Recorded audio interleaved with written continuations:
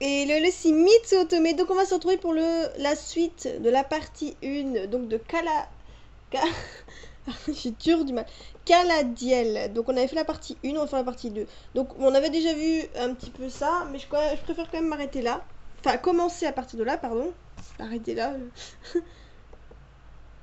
Voilà. Donc, père, l'homme qui m'a attaqué tout à l'heure, le roi. Je serre les crocs. Quelque chose n'allait pas. Attendez, parce que... Voilà. Je tourne ma tête, elle cache tristement la sienne avec ses mains. Je la connais pas, je ne peux rien faire. J'essaye d'ignorer sa présence et me demande s'il y a des survivants. D'autres personnes vont venir te chercher. Je demande tout en me dirigeant vers mon bureau.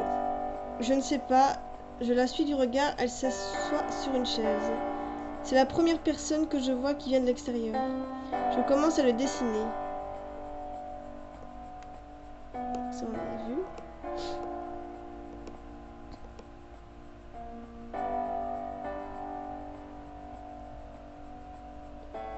Je finis de dessiner.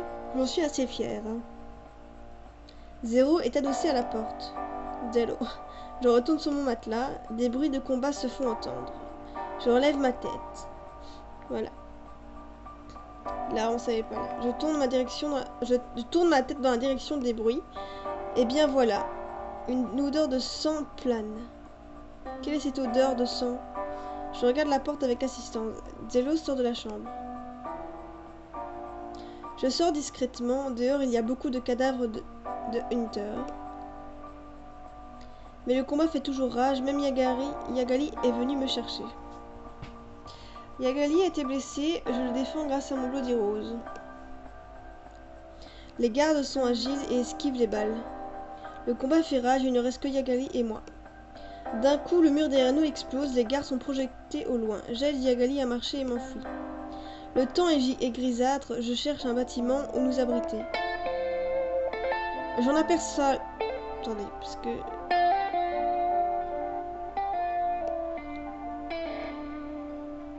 J'en aperçois un au loin. J'entre et pose mon ancien maître. Quelques secondes plus tard, une fille apparaît. Je la pointe de mon arme. Calme, Kiryu. Je ne viens pas tuer Yagali. Je ne baisse pas ma garde pour autant. Que viens-tu faire? Elle lève les yeux au ciel et se dirige vers Yagali. Là, je suis avec mon arme. Je la suis avec mon arme. Elle pose sa main sur Yagali et utilise un sort visiblement de soin. Yagali guérit et je décide de baisser ma garde. Elle me regarde brièvement du coin de l'œil avant de reposer son regard sur Yagali. Yagali se redresse, guérit. Donc je dis pas Yagari, hein, parce que en japonais on dit pas les R, même si j'ai beaucoup de mal. Je peux savoir ce qui vous a pris d'aller attaquer le roi? On a reçu des ordres. C'était du suicide. Elle lève les yeux au ciel et soupire encore. On se revoit plus tôt que prévu. Elle regarde Yagali. En effet, Yagali souriait et la remerciait étrangement. J'allais pas te laisser mourir. Elle tourne son regard vers moi, elle affiche un sourire amusé. Vous vous connaissez? C'est mon père adoptif. Je ne vais pas de mots, juste de la surprise. Tu es arrivé au bon moment. J'avais remarqué, mais vous êtes vraiment malade pour vous attaquer si peu au roi. Les ordres sont les ordres. La fille était pensive. Ça ne va pas? Un mauvais pressentiment. Concernant quoi? Je n'en sais rien, mais ça amplifie chaque jour. Des bruits de course se font entendre dehors. Les gardes. Il faut partir. Allez-y. Tu ne viens pas? Il faut bien que je retourne à l'académie. On se dépêche de sortir, les gardes ne nous ont pas vus. On se dirige vers l'académie. Après une course effrénée, on rentre enfin dans l'enceinte de l'académie. Je décide de rejoindre ma chambre et de m'asseoir sur mon lit pour me reposer. Je ferme les yeux. Maintenant que j'avais vu une personne, j'aurais aimé en voir d'autres. La chambre avait l'air vide. Je repense aux gardes et essaye de m'endormir. Sans grand succès, je me tourne... Mais attendez, je pense que je peux... Ouais, je peux faire ça, c'était mieux.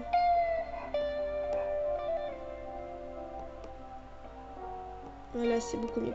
Sans grand succès, je me tourne, me mets sur le dos et ouvre les yeux. Je fixe longuement le plafond.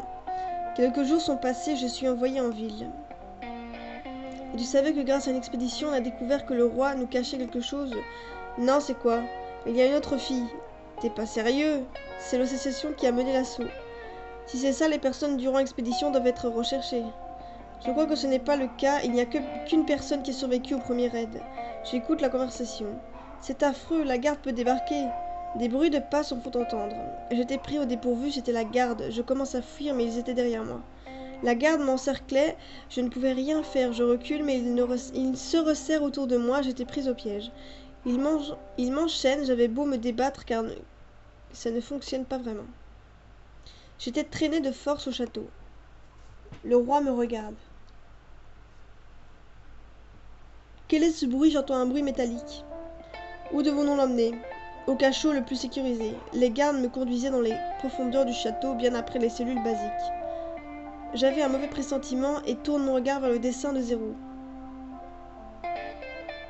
Les gardes me jetaient dans la cellule. J'entends le cliquement du verrou. Je m'adosse au mur et repense à ce pressentiment. Je ne peux pas rester ici sans rien faire, je me débat et tire sur mes chaînes. Je prends une grande respiration et décide d'ouvrir la porte. Le couloir est désert, je regarde autour de moi surprise, mais où suis-je? Le bruit métallique continuait, je le suivais discrètement. Je regardais chaque pièce qui se dessinait devant moi et m'enfonçais dans les profondeurs. Je descends les escaliers et arrive devant une cellule. Je regarde à travers les barreaux et il n'y a rien.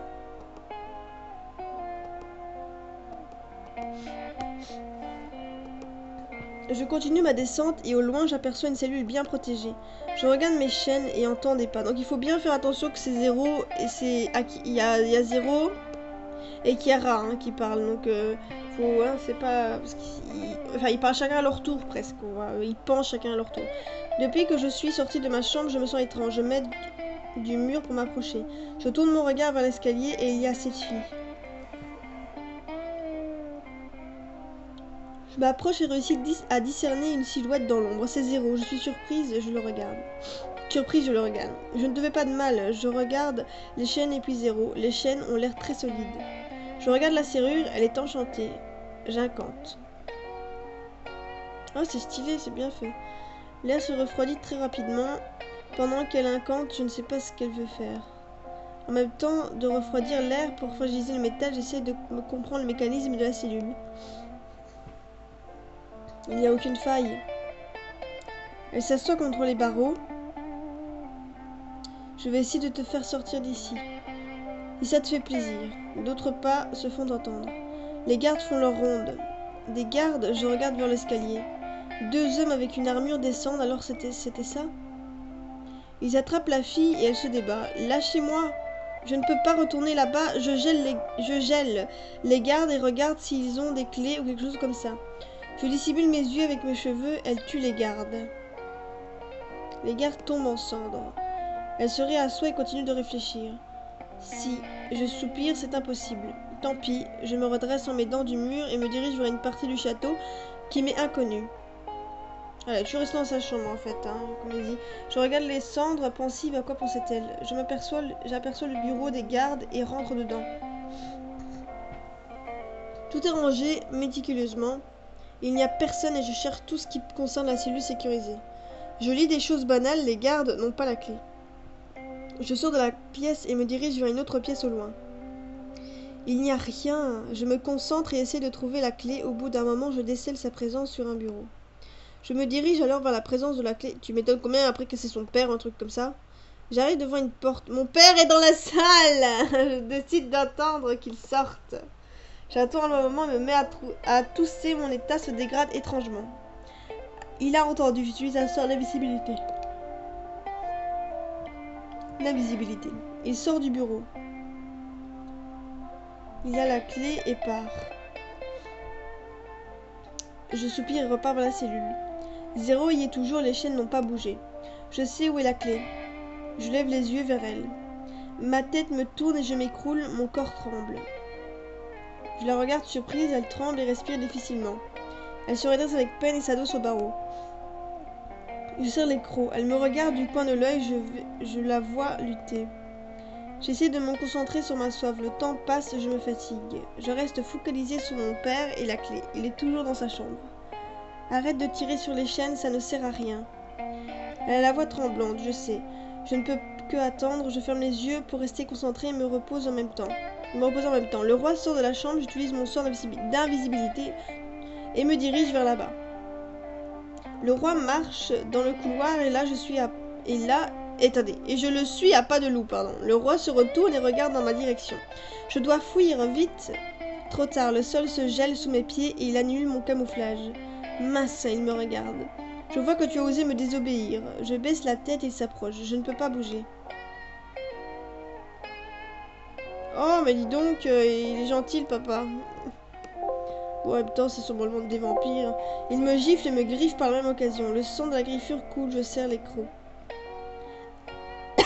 Pardon, un flash blanc et je me fais téléporter dans ma chambre. Il verrouille la porte. Vous n'avez pas le droit de faire ça. Il sourit d'un air malsain. Relâchez-moi au moins votre captif. Et pourquoi ferais-je ça?